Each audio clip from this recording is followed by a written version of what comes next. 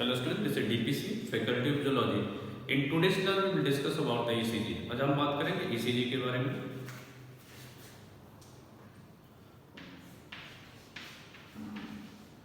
ECG, it is also called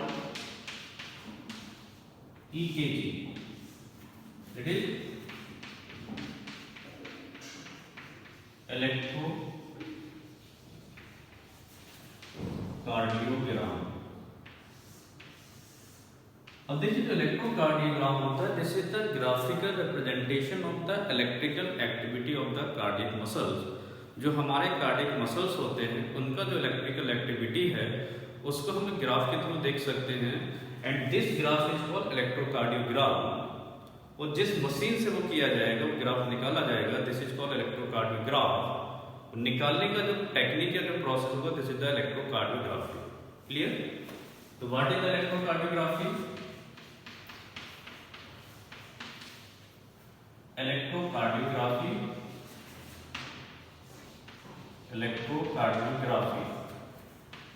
it is the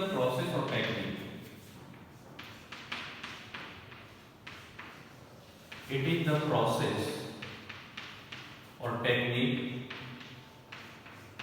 in which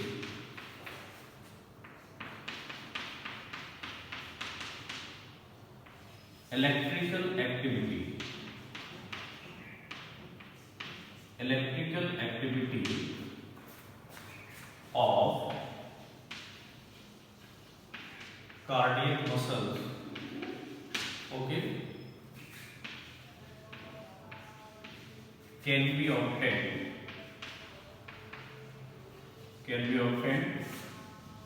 as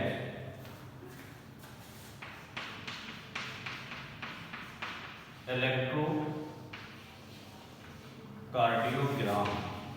तो ध्यान दीजिए, जो ग्राफ है this is the electrocardiogram and the machine is called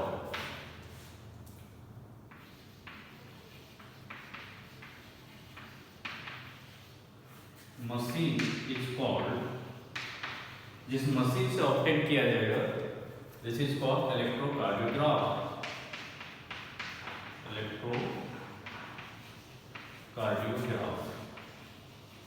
उस machine को अपन क्या बोलेंगे? इलेक्ट्रोकार्डियोग्राफ. तीन पॉइंट आपको ध्यान देना. ईसीजी का जो इन्वेंशन था, ईसीजी इन्वेंटेड बाय इंथोवेन. ईसीजी का जो इन्वेंशन किया था इंथोवेन ने किया था, तो consider the father of ECG. इनको फादर ऑफ ईसीजी बोला जाता है. And he got Nobel prize for this invention. First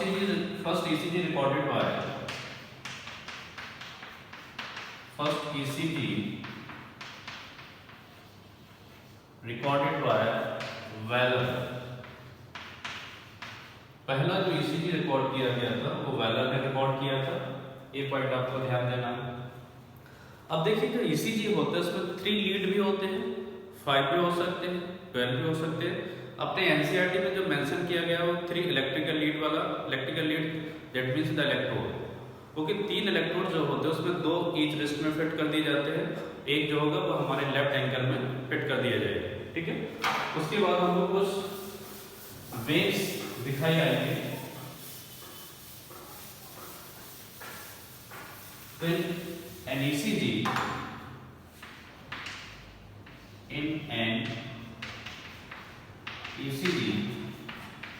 PQRST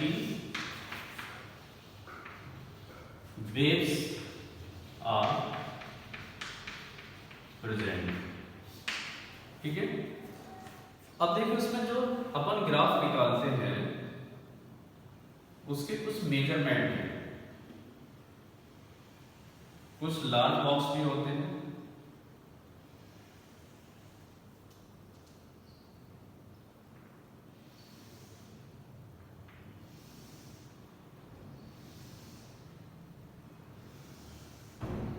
ध्यान दीजिए. हर एक जो 5th लाइन होगा, येलो कलर से मैंने लिखा है, हर एक जो 5th लाइन होगा वो डार्क लाइन होगा और बीच में 4 लाइट लाइन होंगे. This is the large box, एक ही लार्ज बॉक्स होता है,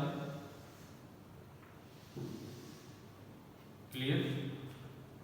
उसके बाद यहां पे भी ऐसा होगा 1 2 3 एंड दिस इज द 4। इसमें भी क्या होगा, जो फिफ्थ लाइन होगा वो डार्क होगा, ये भी डार्क लाइन है, ये भी डार्क लाइन है, ये भी डार्क लाइन है। अब this is the smaller box और ये क्या है, this is the one large box. तो स्मॉलर बॉक्स का जो टाइम होगा 1, स्मॉल बॉक्स का जो टाइम होगा 0.04 सेकेंड, बहुत इंपॉर्टेंट। 1 स्मॉलर बॉक्स का जो टाइम होगा 0.04 सेकेंड। उसके बाद देखिए 1 2 3 4 5, तो 5 स्मॉलर बॉक्स अपने पास, 5 स्मॉलर बॉक्स मिलकर क्या बनेगा, एक लार्ज बॉक्स बनेगा। तो 1 लार्ज बॉक्स टाइम, ओके, कितना हो जाएगा 0.20 सेकेंड। ये पॉइंट आप ध्यान देना। तो एक एक्सिस पे बंदे क्या लिया है, यहाँ पे टाइम लिया है, और जो स्मॉलर ये वाला जो बॉक्स होगा एक एक्सिस पे क्या होगा, वो वोल्टेज को रिप्रेजेंट करेगा। तो टाइम आपको याद रखना है, ठीक है। अब देखिए हम एक ईसीजी को प्लॉट करते हैं, तो सबसे पहले क्या होगा, उसमें आइसो इलेक्ट्रिक लाइन होगा। क्या होगा, आइसो इलेक्ट्रिक लाइन, ओके।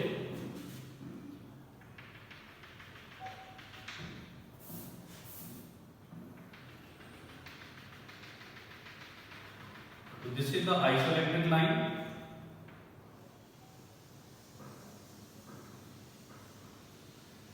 मतलब इस लाइन पे हम क्या करते हैं, ईसीजी को ड्रॉ करते हैं। एक टिपिकल ईसीजी कैसा होगा, देखिए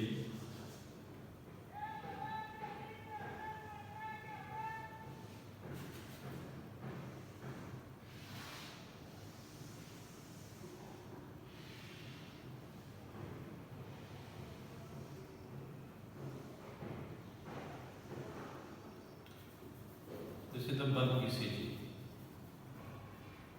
ये आइसो इलेक्ट्रिक लाइन है।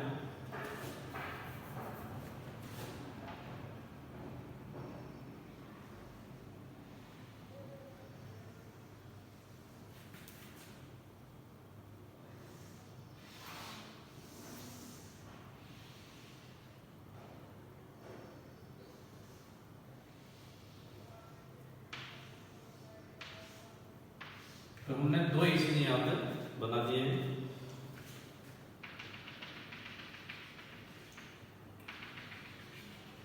इसके बहुत ही इंपॉर्टेंट क्लिनिकल सिग्निफिकेंस है, तो आपको ध्यान देना है। देखिए this is the P wave, this is the Q wave, this is the R, this is the S and this is the T. This is the one complete ECG.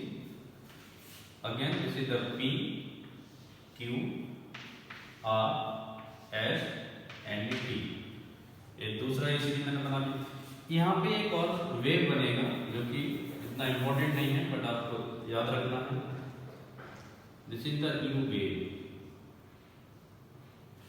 ठीक है। अब ध्यान दीजिए, जो P है, P wave represent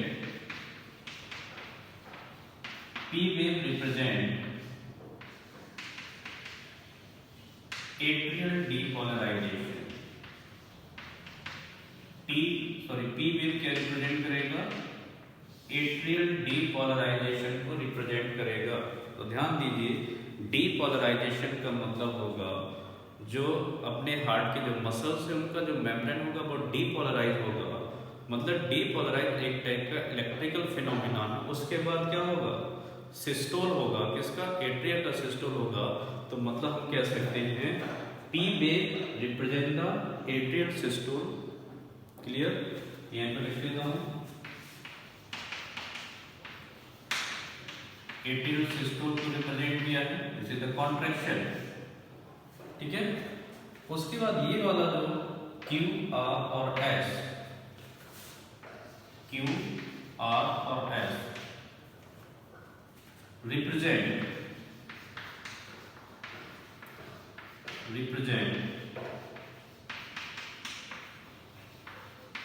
ventricular depolarization. Okay, जो QRS किसको represent करेगा? वेंट्रिकुलर डीपोलराइजेशन, मतलब this is the ventricular systole, ventricular systole, है ना। पहले डीपोलराइजेशन होगा, उसके बाद सिस्टोल होगा, तो अपन कभी कभी उसको सेम चीज ही कंसीडर कर लेते हैं, क्योंकि डीपोलराइजेशन के बाद ही सिस्टोल होगा, ठीक है। उसके बाद आप देखिए जो टी वेव है, यहां पे लिख देता हूं, T wave represent, T wave represent ventricular repolarisation. T wave किसको रिप्रेजेंट करेगा? Ventricular repolarisation, this is the ventricular diastole. Okay, मतलब मैं ये भी बोल सकता हूं टी वेव पे सिस्टोल एंड होता है, ठीक है ना भाई, बात वही होगी ना। मतलब ये क्या किसको रिप्रेजेंट करेगा? वेंट्रिकुलर डायस्टोल को। अब ध्यान दीजिए, इसमें कुछ सेगमेंट्स होंगे, कुछ इंटरवल हो रहे हैं, तो यहां पे अपन मेंशन करते हैं। देखिए ये वाला जो सेगमेंट्स है,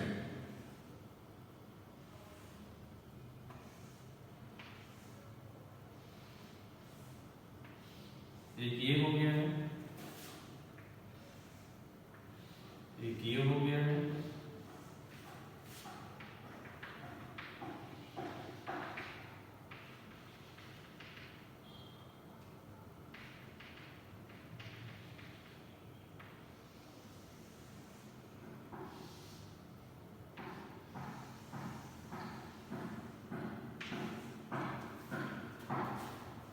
this is the QRS complex, ये वाला जो पार्ट हो गया, this is the QRS complex, ठीक है। और यहां से यहां तक का जो पार्ट होगा, यहां से यहां तक, this is the PR interval, PR is the PQ interval, PR interval, ये वाला हो गया PR interval, and this is the PQ segments, इसको अपन ये वाला जो पार्ट है इसको PQ सेगमेंट बोल सकते हैं। और ये वाला जो सेगमेंट होगा, this is the ST segment, okay, ST segment. अब ध्यान दीजिए, ये वाला मैंने क्या बोला है, ये वाला आपका कौन सा QRS जनरली वेंट्रिकुलर एक्टिविटी को रिप्रेजेंट करेगा, ठीक है। और P किसको रिप्रेजेंट कर रहा है? एट्रियल सिस्टोल को रिप्रेजेंट कर रहा है, मतलब एट्रियल किसको? डीपोलराइजेशन को। और जो T क्या है वो किसको रिप्रेजेंट कर रहा है? वेंट्रिकुलर रीपोलराइजेशन को। अब यहाँ पे कुछ साउंड भी होंगे, आपको याद हो जो पहला हार्ट साउंड होगा वह कब सुना जाएगा? ड्यूरिंग द वेंट्रिकुलर सिस्टोल, मतलब जब वेंट्रिकुलर सिस्टोल में जाएंगे तो क्या होगा? कस्पेट बॉल क्लोज होंगे तो अपन को पहला साउंड सुना जाएगा, this is called S1 sound और फर्स्ट हार्ट साउंड। तो आप ध्यान दीजिए, अपन को जो साउंड होगा ये वाला जो टाइम होगा, this is the time of S1 sound, यहाँ पे अपन को S1 साउंड सुना जाएगा। और S2 साउंड कब सुना जाता था? S2 sound, this is the second heart sound, this is the dub sound. Dub sound कब सुना जाता है? ड्यूरिंग द वेंट्रिकुलर डायस्टोल, जब वेंट्रिकुलर डायस्टोल में जाएंगे। अब आप देखिए, ध्यान दीजिए, ये वाला जो पॉइंट होगा यहाँ पे जनरली क्या होगा? अपन को S2 साउंड सुना जाएगा। क्लियर? ये तो बात हो गई है कुछ इंटरवल के। और जो PR इंटरवल का जो टाइम होगा, देखिए जो PR इंटरवल का जो टाइम होता है वो लगभग होता है 0.12 से लेके 0.2 सेकंड तक, 0.12 से लेके 0.2 सेकंड तक ये इसका टाइम होगा, ये आपको याद रखना है। तो PR इंटरवल के अभी अपन देखेंगे क्या क्लिनिकल सिग्निफिकेंस है, ठीक है।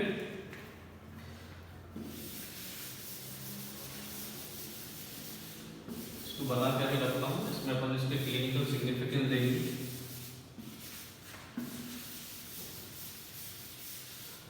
अब देखिए PR इंटरवल गेट लेंथ है, अगर PR इंटरवल क्या होता है, बढ़ जाए,